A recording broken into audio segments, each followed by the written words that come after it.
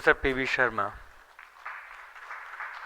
Now I will request to Dr. Debashish Khan from IIT BHU to kindly present memento to our session chair.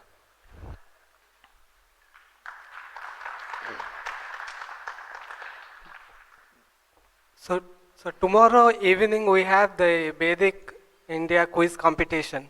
So today at 6 o'clock we have the screening test. So for that please register at the book counter and come for the screening test to the Maitri Seminar Hall at 6 o'clock. And for each team there has to be 3 team members and you have to write also the screening test as a team. So this is the last and final call. Tomorrow we will not be able to entertain anyone coming to participate in the quiz and the right at the competition. Now we will have 10 minutes break for refreshment, and again we will meet in 3 parallel auditoriums for the parallel sessions. And the first session will be held in this same auditorium. The second will be at Gargi Auditorium, and the third one at Method Auditorium. Thank you so much.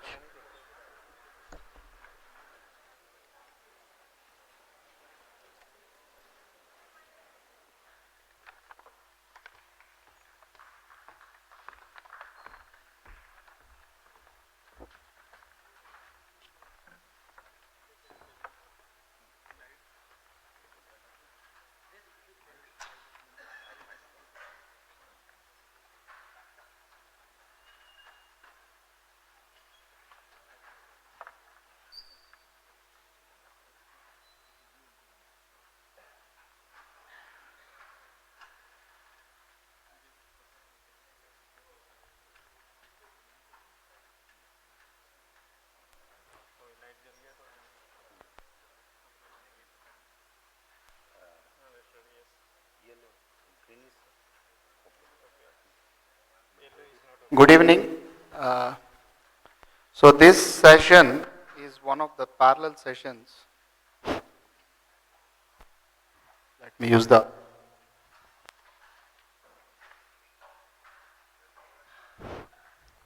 So this is one of the parallel sessions that is scheduled now. And this session we will be listening to the views of the first 3 prize winners of the All India Essay Competition that was held for the AISSQ. So the topic was for the essay competition. All of you might be aware, in the AISSQ conference every year we have an essay competition. So this year the essay competition topic is contribution of ancient India to science. So now I present to you all the 3 prize winners. Rishika Behra, BITS Pilani, 3rd prize. Please come on the dais.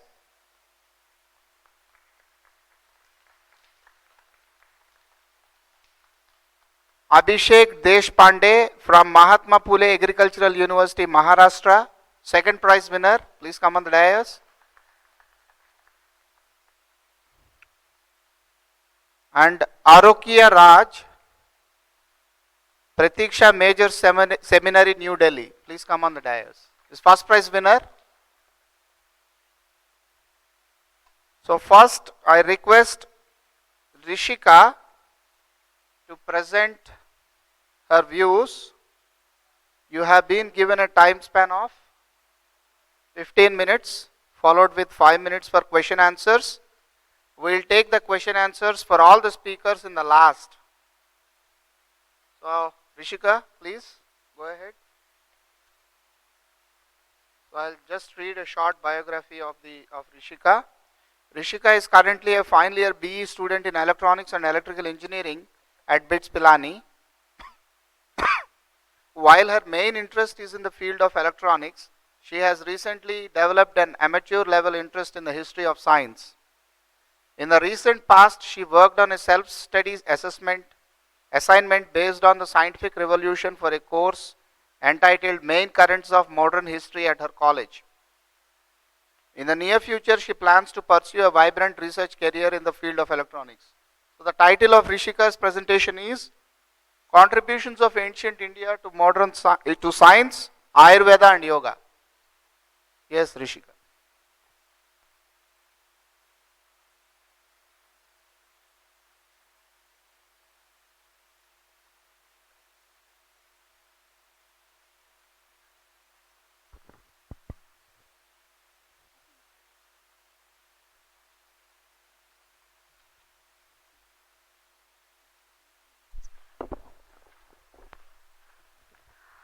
A warm afternoon to everyone present here.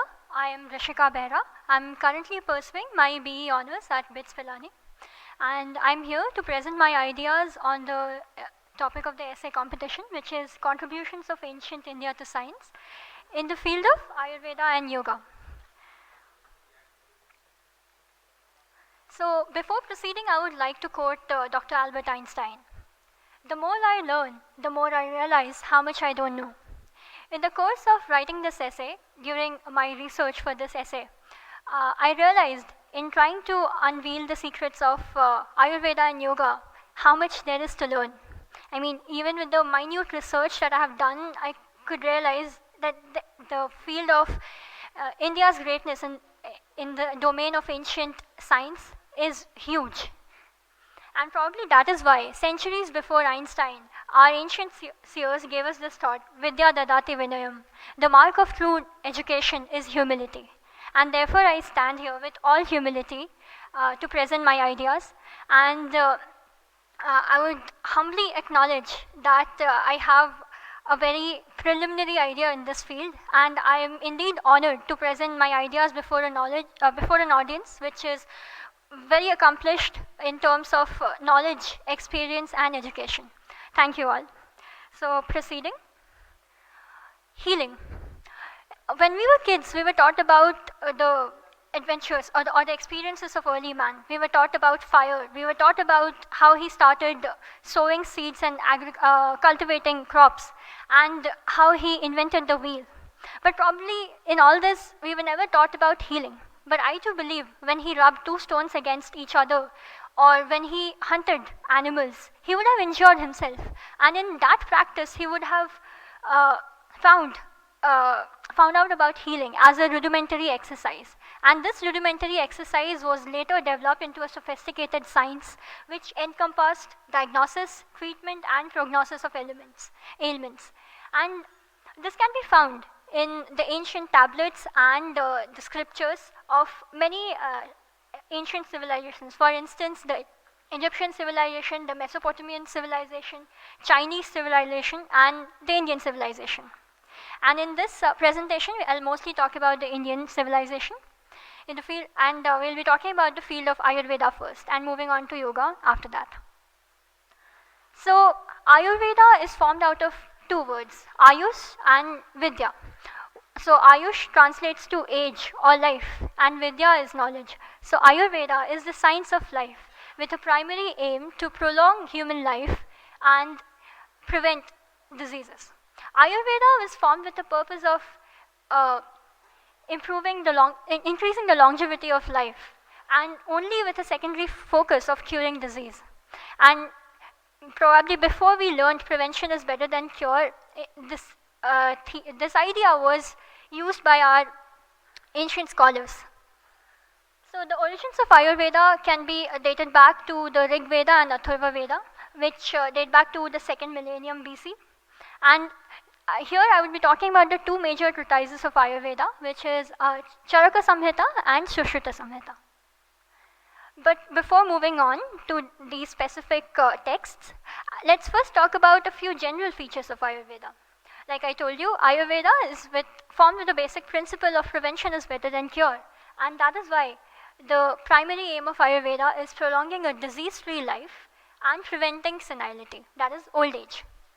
So according to Ayurveda, the cause of diseases or maladies is Tridosha, which is an imbalance between Vayu, Kapha, and Pitta. And the way to cure these maladies is to re-establish the equilibrium between these three elements. And not only that, during an Ayurvedic treatment, the Vaidyas also try to restore the normal health of the person, which also improves their health in general, not just the treatment of the disease. In Ayurveda, also we have this Guru Shishya Parampara. I think one of the previous speakers also spoke about Guru Shishya Parampara and how that helped in his firm and in training his employees. So in Ayurveda also there's a very strict and arduous process of training where the Shishyas are supposed to stay with their gurus and receive training, and only after years of practice can they practice this as a profession. There's also a spiritual side of Ayurveda which is consistent with the Indian philosophy, and this is the unition of the Atma with the Paramatma. The main aim of Ayurveda, which is prevention of diseases and improving human life, is to supplement this aim so that only a healthy and disease-free body can pursue this journey of unition with the Paramatma. Moving on. Oh crap. So let's talk about the specific texts, which is Charaka Samhita and Sushruta Samhita. So firstly, these two texts were written in the early centuries of CE. We are not very sure about the exact time these were written, but tentatively this is what scholars have agreed upon. So the highlights of Sushruta Samhita are surgical techniques, whereas the highlights of Charaka Samhita are mainly treatments using natural sources, which include plants, animals, and minerals. So in both of these texts, we can see a large number of drugs from these natural sources have been used to cure a variety of diseases, including diabetes, tuberculosis, and diphtheria. So I mean, even at that point of time, the identification of diseases and their detailed treatment is quite a big achievement. So in the Sushruta Samhita, one of the major achievements, according to me, is the detailed description of human anatomy. Galen was one of the Western philosophers, and when we talk about the history of medical sciences, we generally talk about Galen.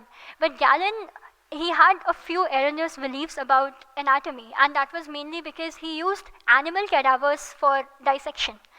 Whereas in India, centuries before him, Sushruta used human cadavers and using a very, very scientific method to dissect them, which he has also illustrated in his book. So his anatomy was near perfect, almost. I mean, he had identified, and even at that time, he had identified the process of circulation of blood. He recognized that the heart is the organ which circulates blood, and the blood is circulated throughout the body. This was an idea which was not known to the Western civilization till Thomas Harvey gave the idea of blood circulation. Another important achievement is plastic surgery. Sushruta used to perform plastic surgeries of nose and the ear. The current rhinoplasty procedure has a huge resemblance with what Sushruta used to do centuries back. Apart from that, the surgical instruments used by Sushruta are also quite close to what is used today. In Charaka Samhita, one of the major achievements is the scientific rationale he uses to treat different ailments. So before that, he starts with a detailed pariksha of his patients, and he also recognizes that each patient is unique. He takes into account the prakriti of each patient, and for every patient, depending on his symptoms and his own constituent characteristics, he had a unique system of treatment. And this kind of treatment is also followed in the pristine Ayurvedic treatments, for instance, the Ashtavaidya tradition of Kerala. And apart from that, Charaka Samhita also attached a lot of importance with the psychosomatic approach, that is the wellness of both the mind and the body, which he called the Deha Manasa approach. So all these achievements, like right now if I talk about it, probably this is common right now. I mean, right now we have Botox to improve, delay the process, or rather to mask the process of old age. But at that time also people had this idea of prolonging human life and avoiding old age. So this, according to me, is at least a huge achievement, and even if we don't recognize it now, it's still something to ponder upon. So what is the relevance of Ayurveda in 21st century? Right now, most of our research is is mostly focused on finding a treatment for cancer or certain cardiovascular or neurodegenerative diseases. And we most often try to find such treatments in Ayurveda. But one more important thing to note here is Ayurveda was something which existed centuries ago, and probably most of these diseases which are a result of the lifestyle changes occurring in the 21st century might not have existed then. And even if a cure exists, probably most of us are not knowledgeable enough to discern the knowledge present in these texts. I'll reintroduce this topic while I'm concluding, but for now, let's give it a rest and move on to the next point, which is the Ashtavedya tradition of Kerala, where the Ayurvedic tradition is almost present in its pristine form, where they have used the Ashtanga Dhyaya as their basic text, and along with that used a fusion of certain folk healing traditions and followed a Guru Shishya Parampara, and their treatment is still in some sense pristine, and it's still not altered or changed. And even now their treatments might be slow, but they are devoid of any side effects and efficacious as modern medicine, or probably more efficacious than modern medicine. And I maybe need not mention this, but yeah, Chyawanprash and Vyakharashtra are still found in our homes, and our mother still used to forcibly give us that 1 tablespoon of Chyawanprash every day morning. And the people who have used it probably know the positive effects of using of 1 tablespoon of Chyawanprash every day. Now let's move on to yoga. Now, yoga, right now we recently celebrated yoga on 25th June, but the yoga which is currently known to us as probably a series of asanas or let's say rhythmic breathings isn't actually yoga. The yoga that was once practiced in our country was performed with a purpose to unite the mind, body and the soul with the divine. Yoga was a method of unition with the divine. And this knowledge, Lord Shiva has been hailed as the Adi Guru, who probably gave this knowledge, brought this knowledge to earth. And Maharishi Patanjali has been regarded by many as the compiler of the Yoga Sutras, which are currently regarded as the formal philosophy of yoga. And it is in the medieval time that the Hatha Yoga form was adopted as the current prevalent practice of yoga.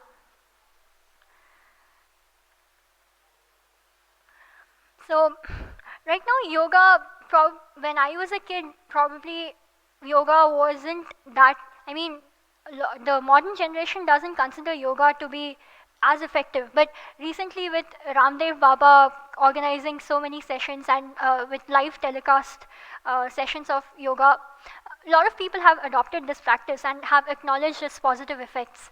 And I guess people have understood the synergic effects of yoga have helped people to get relief from chronic pain during chemotherapy sessions, or even during physiotherapy sessions.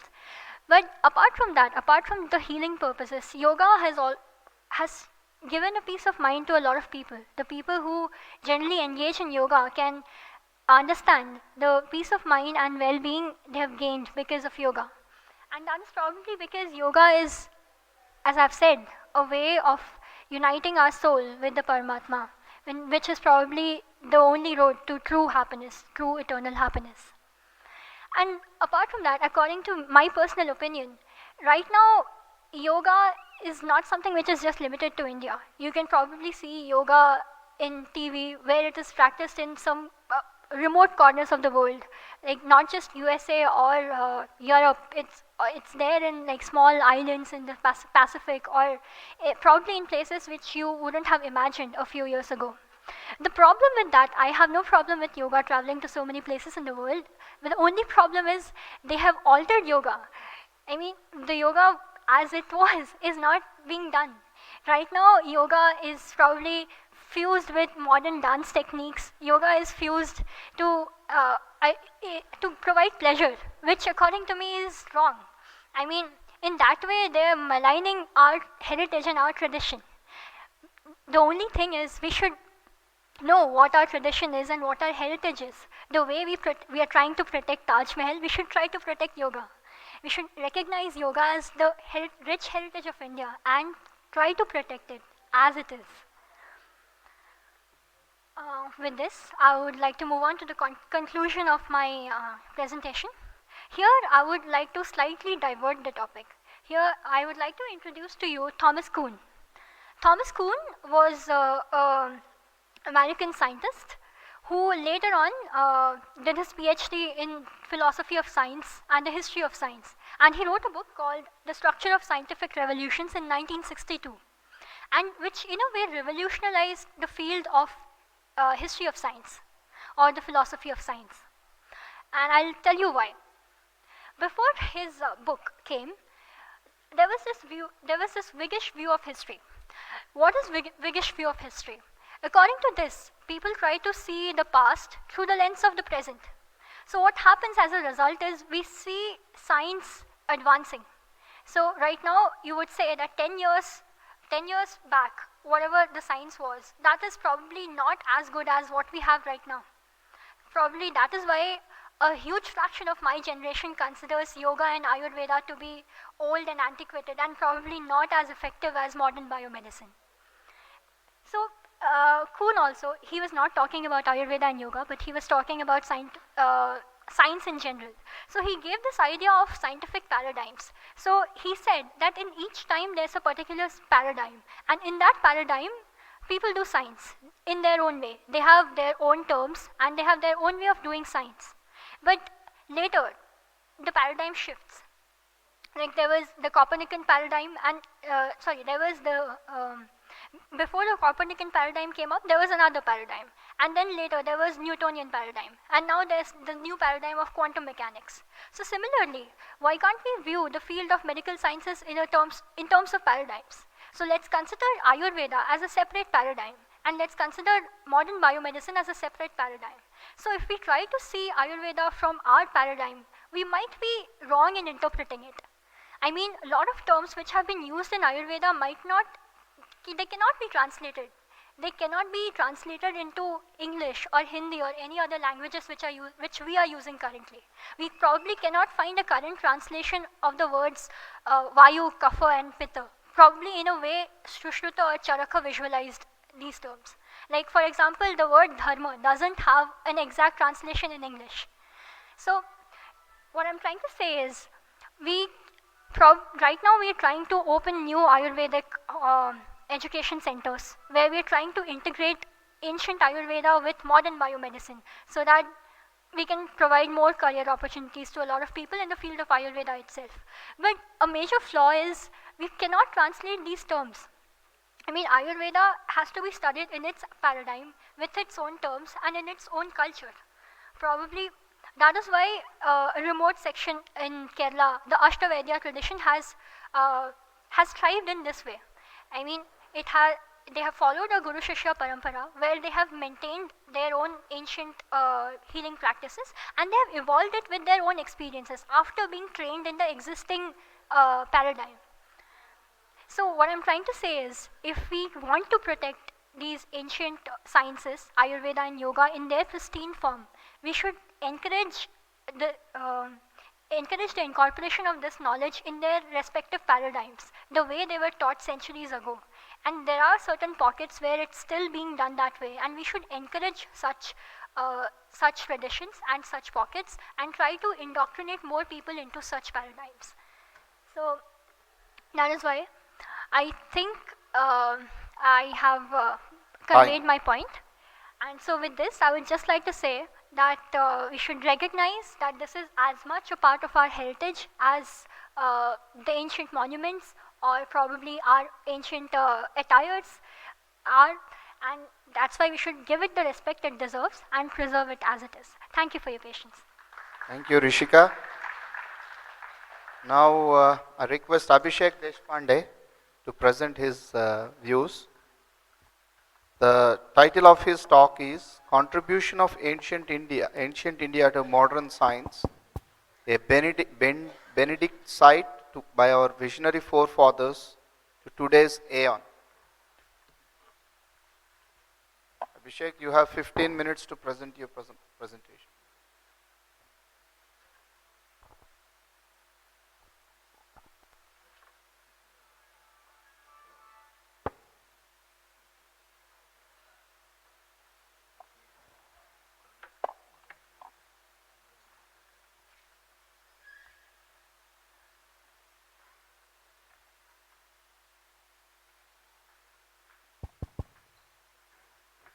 Good evening, everybody. Myself, Abhishek Rajendra Deshpande from Dr. Annasaheb Shinde College of Agriculture Engineering, Mahatma Phule Krishi Vidyapit, MPKV Rauri, Maharashtra. I am going to present a topic, contribution of ancient India to science, a benedicite by our visionary forefathers. Introduction. We know that science has changed human life throughout. When we focus on the transformation in human culture from the tribal life to the today's prosperous age of human, we get some amazing facts. Western world has contributed a lot for scientific development. We know the scholars and scientists like Albert Einstein or Erwin Schrödinger have given the lot of efforts for development of the scientific field. But we have to consider the condition of the ancient India in that period of time. Then India was a poor colony exploited by the imperialistic masterships like the British Raj. So let's check the scientific perspective of India when it was a free nation and was not chained by the imperialistic masterships. Some Western scholars like F. Max Muller and other scholars have translated ancient Indian scripts from Sanskrit to the English. Ancient knowledge is a treasure. We must be thankful to our forefathers for that treasure. So let us discuss contribution of our forefathers in field of engineering and technology. We will discuss first the agricultural engineering. Agriculture engineering is the branch which deals with the application of the engineering science in the field of agriculture. Appropriate time for sowing seeds. This verse is taken from the book Krushi Parashara, which is authored by Maharishi Parashara. वैशाखे वपनम श्रेष्ठम ज्येष्ठे तु मध्यमम श्रुतम आषाढ़े चादमम प्रोक्तम श्रावणे चादमाधमम रोपणार्थम तु बीजानाम शुचौ वपनम उत्तमम श्रावणे चादमम प्रोक्तम भाद्रे चैवादमाधमम वृषान्ते मिथुनादाच त्रिण्य हानि रजस्वला बीजम न वापये तत्र जन पापाद विनश्यति. This means that we know that there are two operations included in the sowing, that is only sowing and transplantation of the seed. This verse means that in the sowing operation, the Vaishakha month is best for the sowing, Jyeshtha is medium for the sowing, Ashada is bad for sowing, and Shravana is the worst period. And also for transplantation of the seed, hot season should be chosen as it is the best season, and Shravana is bad and Bhadrapada is worst for transplantation. Also end of Jyeshtha and beginning of Ashada should be avoided for both sowing and transplantation. Then soil and water conservation engineering is the sub branch of agriculture engineering. Ashade Shravane Masi Dhanyama Katteyet Buddha Anakattam Tuyat Dhanyam Yatha Bijam Tathevahi Karkate Katteyet Dhanyam Rushto Krushi Tatparah Bhadre Chardad Phalaprapti Phalashaneva Chashvinim. It means that the good farmer should construct the small bunds in his field in Ashada in Shravana when rainfall is there to conserve the water in his field, and bunds in June, that is in the sign of Cancer, that is in the June for low rainfall regions for the scarcity of water. Then burns in Bhadrapada, that is somewhat late, it gives half yield, it reduces the yield by half. And burns in Ashvina, that is too late, it gives no yield to the farmer, so farmer is get regretted. Then drainage engineering. Nairujjartam hi dhanyanam jalam bhadre vimochayet मूलमात्रार्पितं तत्र कारयेत् जलरक्षणं भाद्रे च जलसम्पूर्णं धान्यं विविध बाधकै प्रपीडितं कृषाणानां न दत्ते फलमुत्तमम्. It means that drainage in Bhadrapada maintains crop healthy. We know that in Bhadrapada there is adequate amount of rainfall is there. So if more quantity of water remains in the root zone of the crop, it causes certain fungal diseases that can cause damage to the crops. So it should be removed by the drainage. Then second branch of engineering is groundwater hydrology. It deals with the study of water underground. Estimation of groundwater from grass. This verse is taken from the book of the Brihad Samhita, which is authored by the Varahamihira. Atrune satruna yasmin satrune truna varjita mahiyatra tasmina shira pradishta vaktavyam va dhanam chasmin. It means that as shown here, it means that if in the place where there is no grass, if there is a tract full of grass, or if in the place full of grass, if there is a grassless tract, then surely there is a vein of water existing. So this is the method of water divining in the ancient India. Then estimation of groundwater by different science on ground. Valmika snigdho dakshinena tilakasya sukushu durvashveta purushai panchabi rambo dishi varunya shira purva. It means that if there is a tilaka tree in your field and to the south of the tilaka tree, if there is a ant hill covered with the holy grass, that is durva, then at the west of the tilaka tree, at the 5 cubit distance and at the depth of 25 cubit, you will find the water, and the water vein which is existing there, it is the easterly one. Then we will head towards the aeronautics. This verse is taken from the Brihad Vaimanik Shastra, and it is authored by Maharshi Bharadwaja. It is about the protection of aircraft.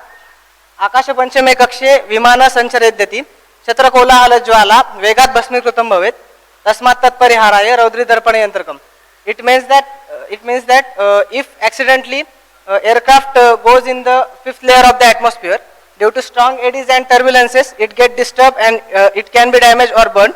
So to protect it from that strong eddies, Raudri Darpan Yantram is used. Actually, Darpan means mirror. So some arrangement of the mirror is made to protect the aircraft from the strong eddies. Then metallurgy. Rasaratna Samuchaya describes the several metallurgical processes. Categorization of iron. Iron is categorized in the three main kinds, that is Munda, Tikshna and Kanta, and Mrudu, Kundam and Kandaramcha. These are the 3 types of Munda iron, and Kharam, Saram, Hannalam, Taravattam, Kalaloha, Bidhanam.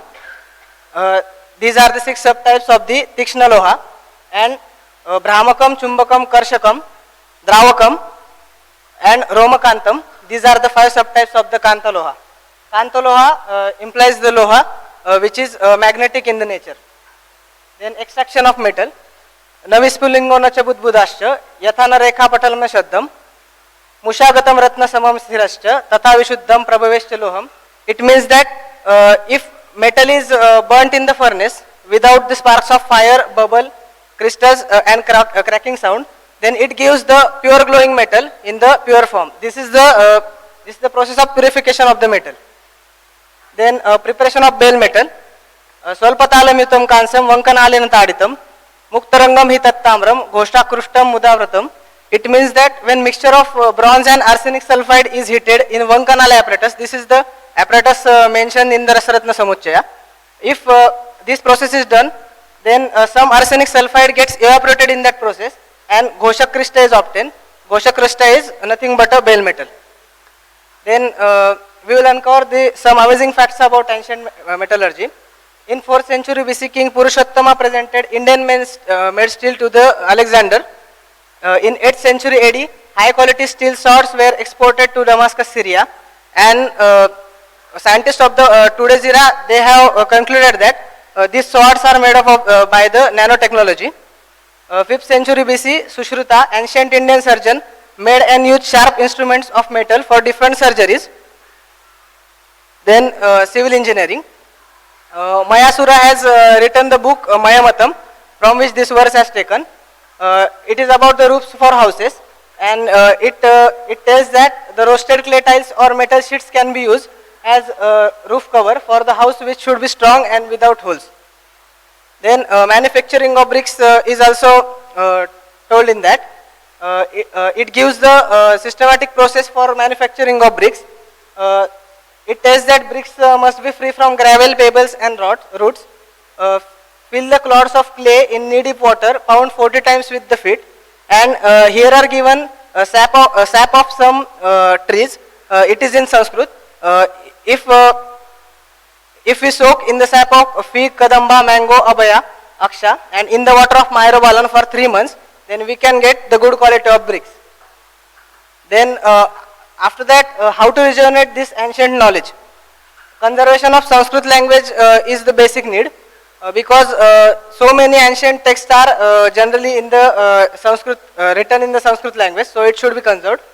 Then search for ancient texts should be done, because for example we have lost about 1000 shakas of Vedas over the period of time, and we have only 11 shakas of Vedas are available at present day. So we have to conserve the ancient text and search for the ancient text.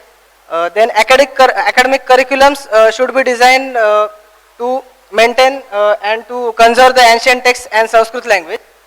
Then establishment of universities for research. The separate universities should be there for research in this field. Incentives and scholarship for those scholars who are doing research in the field of ancient knowledge. Then programs at school and university level. Programs at university and school level will encourage the children to take participation in regenerating this ancient knowledge. Then initiative by private organizations for this, and initiative by government in research and development field. Then coming towards conclusion, contribution of ancient India should not be evaluated by comparing it with the Western world.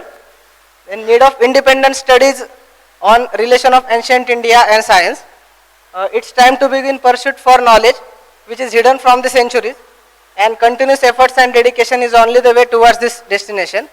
At last, I will hope for the Noble India, which will undertake the creativity, which will support the innovation, but not on the cost of forgetting our glorious past and works of our glorious forefathers. Thank you. These are some references I have used to make this essay. Thank you. Any questions? Thank you, Abhishek. Questions will be taken in the last. Yeah. Questions will be taken in the last. Thank you, sir. Next we have Arokia Raj, who will present, who is the first prize winner of this essay competition. So the title is Contribution of Ancient India to Science.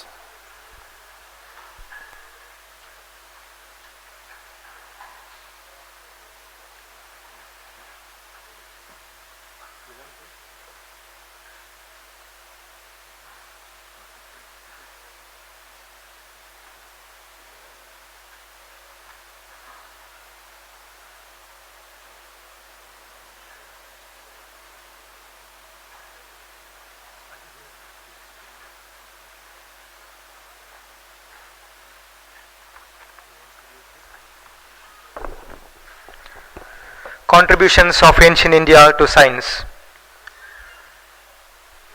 Introduction. The essay Contribution of Ancient India to Science demonstrates the simplicity, purity of heart, and the constant endeavor of the ancient Indian seers in contributing to science through their profound scientific discoveries, ideas, concepts, and technologies. It also finds a way out to solve various social evils existing in our societies through the insights and ethics of the ancient Indian scientist, and in creating a harmonious and peaceful society. It aims at a conclusion that no fields in modern and contemporary science is left untouched by the ancient Indians. Revisiting ancient India. In order to visit our ancient India, we need to take a trip on ancient Indian scriptures. In the beautiful stories of Ramayana and Mahabharata, we can learn the social structure, the standard of living, and the seeds of science. From those stories, one can think and feel that we had laser rays, destructive weapons, missiles, drugs that give immortality, and various means of transportations. Mathematics. The ancient Indian mathematicians who contributed to mathematics are Baudhyayan, Aryabhatta, Brahmagupta, Bhaskaracharya, Mahaviracharya, and few others. The integrative quality of Indian thought may be seen in its formulation of the concept of zero as the unifying unit of both philosophical and mathematical inquiry. In the Arthashastra, we are given the weights and measures which were in use in North India in the 4th century BC. In Baudhayana, found in Krishna Yajurveda, and in Apastamba Sutra, we can find some references to Diophantine equations. Pythagoras' theorem is stated in Shalva Sutra. Ayurveda and surgery. Shushruta and Charaka were two outstanding figures in medicine. Shushruta wrote a valuable book on medicine in which he described many surgical operations, including cataract, lithotomy, and hernia. He enumerated and described 121 surgical instruments and advocated dissection. Charaka also published an encyclopedia of medicine and helped to establish the practice of medicine on a high ethical basis. Antiseptic surgery, anesthesia, antidotes for poisons, and vaccination were practiced in India. Astronomy. The astronomical Siddhantas of ancient India have also given correlative conclusions with the Puranic text in specific relation with planetary motions and cosmic affairs. The Indian astronomer Bhaskara I, hundreds of years before Bruno and Galileo, discovered that the Earth was going around the Sun and that it takes 365.2587 56484 days for Earth to make one circuit around the Sun. The Indians knew the 28 phases of the Moon, the fact that the Earth rotates on its axis, and the explanation of the eclipses. The concept of atom. Indian atomism was certainly independent of Greek influence, for an atomic theory was taught by Pakuda Katyayana, an older contemporary of the Buddha, and was therefore earlier than that of Democritus. The Vaisheshika school, which especially elaborated its atomic doctrines and was the school of atomism par excellence, maintained that before combining form material objects, atoms made primary combinations of dyads and triads. This doctrine of molecules was developed differently by Buddhists and Ajivikas. The concept of space. Endless space is expressed in Ishopanishad, which says, infinity arises from infinity. If you subtract infinity from infinity, infinity remains. Regarding the vastness of the universe, the Vishnu Purana says that there are countless Brahmanandas in the universe. This is proved by modern science today. The concept of gravity. A great mathematician of 450 BC was Varahamihira. He used to state that there were some attractive forces in the stars of the universe. Due to the sum total of such forces, the Vasundhara was able to float. This can be considered just a step before the most talked gravitational force. We also have reference to gravity in Siddhanta Siromani Bhavanakosham 6 of Bhaskara II, which says, this earth attracts whatever solid materials are in the space by her own force of attraction towards her. The theory of relativity. The principle of relativity was available in an embryonic form in the Indian philosophical concept of Sapekshavad. The literal translation of this Sanskrit word is theory of relativity. Chemistry. Ancient India's development in chemistry found its growth in a variety of practical activities. We know from the evidence of Iron Pillar of Delhi and other sources that Indian metallurgists gained great proficiency in the extraction of metal from ore and in metal casting. Nagarjuna, being a 10th century scientist, aimed experiments to transform base elements into gold like the Western world's alchemists. Quantum mechanics. The atom of Buddhism in some measure resembles the quantum of Planck's. According to Vedanta, we can never have a theory of everything in terms of matter or interaction of material particles only. Embryology. In the Vedic literature, there is a vast description on the science of embryology and role of prenatal sound on the child within womb. Garbha Upanishad is one of the ancient Upanishads which serves as a concise thesis on embryology. Evolution. Padma Purana gives a detailed statement regarding different forms of life, as you see.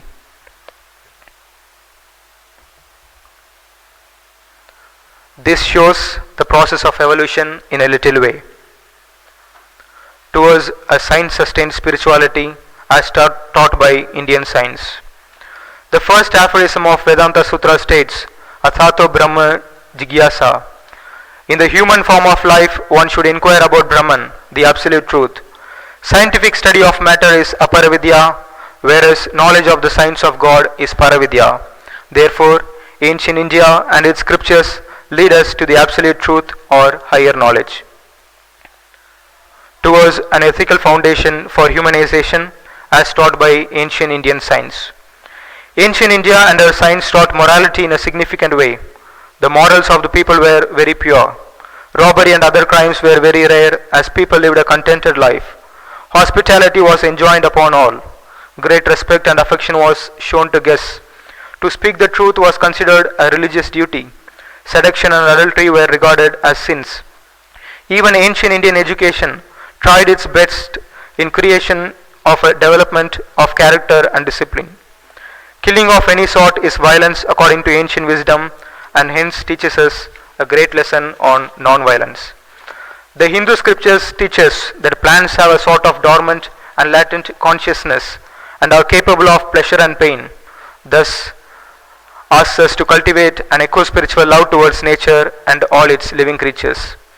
India is the source of some of the most powerful schools of thought of mankind, with Mahabharata and the Bhagavad Gita expressing Hindu philosophy and the Tripitakas summarizing the Buddhist views. Both philosophical systems, with their great respect for all beings and expressions of compassion, may be fruitful sources of a universal ethical system, and today the world is in need of compassion. Our ancient Indian science of embryology teaches us that we are born for making peace and happiness in human race.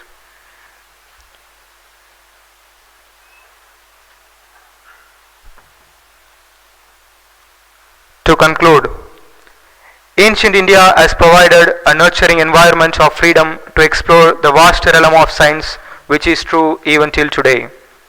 Today's world is being influenced by the powerful social force, science, but what is needed in today's modern science is a change in the value temper of scientists and technologies to have the capability for making value analysis and value judgment about scientific matters, and to have a great accountability for the consequences of their scientific pursuits.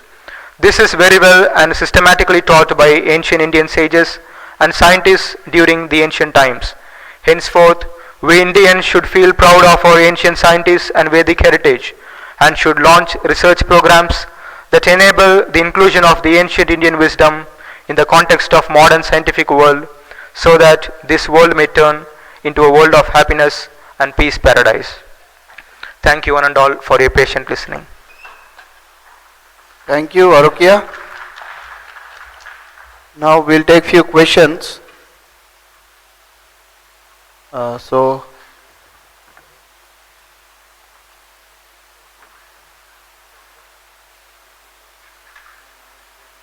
Yes, audience, any questions?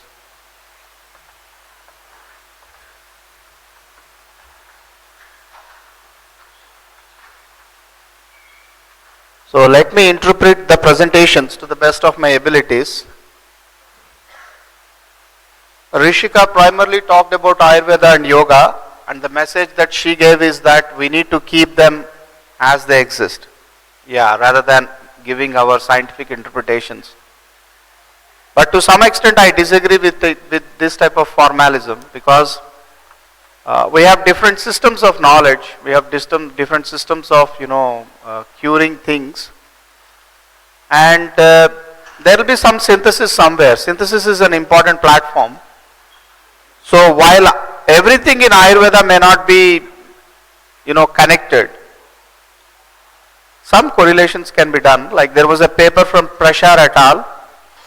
Who conveyed that the Pitta Vata Kapha have genomic correlation. There was a paper that was published.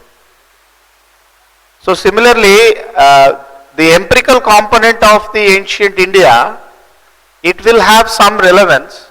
Like Professor Ghosh published one article in which he conveyed that bhasmas have this nano, they are like nano drugs, they are nano powders. So we cannot simply close our eyes.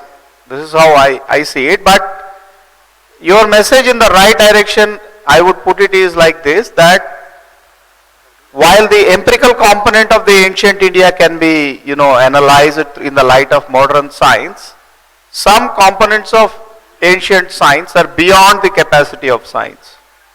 So, what is beyond the capacity of science should be valued, should be preserved, and the heritage should be continued, and whatever is coming into the light of science, it should be testified. Yeah. So that's how I try to put your argument. Then Abhishek gave wonderful verses. So these wonderful verses are very nice, but what we require is a little bit more or deeper analysis. I can give you one example. I once went to Bali. It's a city called Denpasar. So in Denpasar, one professor was working on computational fluid dynamics of houses constructed with Vastu.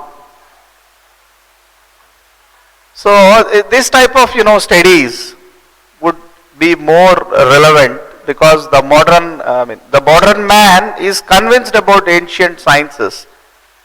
Like the tall buildings they used to construct in India, the entire house looks like air conditioned. This type of studies that have more relevance would be useful. You are from agricultural background, so I can see that you have put a lot of emphasis there. So just go a little bit more into these aspects and try to have a more mature component. And Arukia, you have covered almost all the areas, and finally you conveyed that ethics is very important. And yes, that is the message that we should always take from our ancient Indian sciences, that while the empirical knowledge is always there, it is not enough. Ethics is at a higher level. It's called super science, philosophy, ethics, all these things. With this, I conclude my summary of the wonderful presentations. I request everyone to kindly give a nice applause for all the essay competition winners. The prizes of the winners will be distributed in a later session. So you're all here? Okay, so we'll announce to you tomorrow morning maybe, or maybe later onwards, when the prizes will be distributed. Okay, with this I finish this session. Yeah, please. So, what a beautiful and thoughtful series of sessions given by these young minds. May I request Professor Ram Gopal to present mementos to these young thought provokers, right? So, first to Mr. Arukia Raj.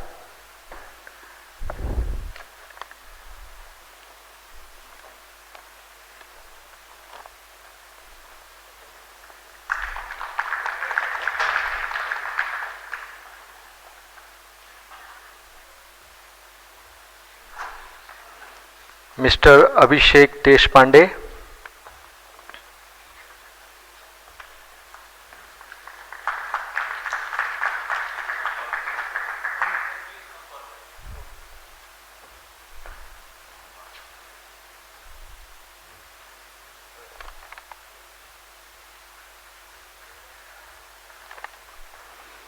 And then last to Miss Rishika Behra.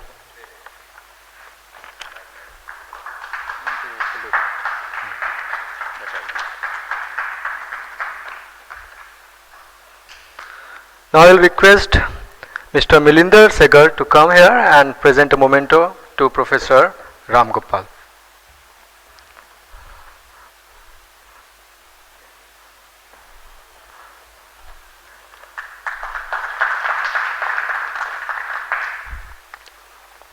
So thank you everyone.